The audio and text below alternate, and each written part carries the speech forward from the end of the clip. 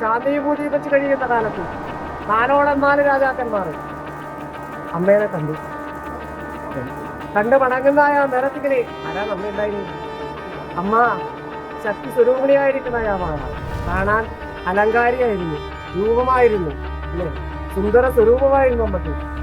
ഇടുവാൻ കണ്ടവളകൾ ചാർത്തുവാൻ പൊൻചേലകളെ ഇന്ന് സുന്ദരത്തിന് കുറഞ്ഞിട്ടുണ്ടോ? മാതാവ് ഐശ്വര്യത്തിന് കുറഞ്ഞിട്ടുണ്ടോ?